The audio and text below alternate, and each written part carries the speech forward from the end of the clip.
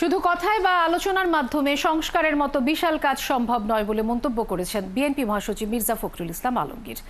বিপ্লবী ওয়ার্কার্স পার্টির প্রতিষ্ঠাবার্ষিকীর অনুষ্ঠানে তিনি আরও বলেন, ফেব্রুয়ারিতে নির্বাচন হলে গণতন্ত্রের ধারা অব্যাহত থাকবে।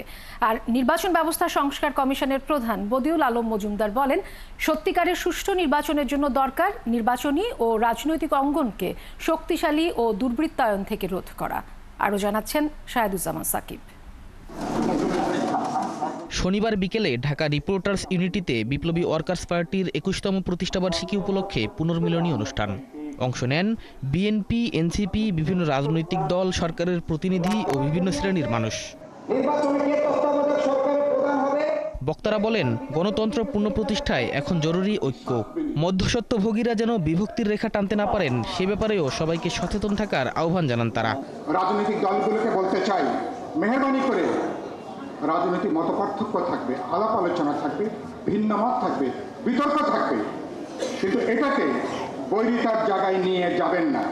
রাজনৈতিক দল ক্ষমতায় আসবে নির্বাচনের মাধ্যমে। এটা হচ্ছে রাজনৈতিক চরিত্র, এটা হচ্ছে গণতন্ত্রের চরিত্র, এটা হচ্ছে একটা রাজনৈতিক দলের চরিত্র। এ সময় বিএনপি মহাসচিব ফ্যাসিবাদ বিরোধী সকল রাজনৈতিক দলকে অন্তর্বর্তী সরকারকে সহযোগিতার আহ্বান জানান। যখন আমরা দেখলাম যে এই আন্দোলনের প্রধান দল বিএনপি ভারপ্রাপ্ত চেয়ারম্যান জনাব তারেক রহমানের সঙ্গে অন্তর্বর্তীকালীন সরকারের প্রধান উপদেষ্টা ডক্টর প্রফেসর মোহাম্মদ ইউনূস তিনি একটা সভা করলেন এবং সেই সভায় তারা কতগুলো বিষয়ে একমত হলেন। আমরা আশ্বস্ত হচ্ছি যে সামনে ফেব্রুয়ারি মাসে একটা নির্বাচন হবে। একই অনুষ্ঠানে নির্বাচন ব্যবস্থা সংস্কার কমিশনের প্রধান বদিউল আলম মজুমদার বলেন, ২৪-এর গণঅভ্যুত্থানকে সফল করতে দেশের সকল নাগরিককে পাহারাদারের ভূমিকা পালন করতে হবে। আমাদের নির্বাচন কমিশনকে স্বাধীন শক্তিশালী করতে হবে, আমাদের নাগরিক সমাজকে সক্রিয় করতে হবে, একই সাথে আমাদের তত্ত্বাবধায়ক সরকার ব্যবস্থা যেন ফিরে আসবে আশা করি। আমি নিজেও আদালতে গিয়েছি, ওটা যেন নিরপেক্ষভাবে কাজ করতে পারে।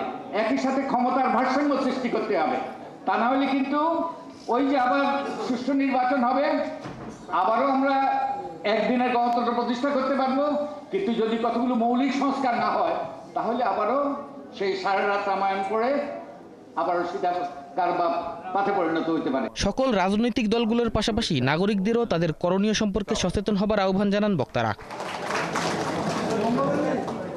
শাহিদুজ্জামান সাকিব, ৭১, ঢাকা।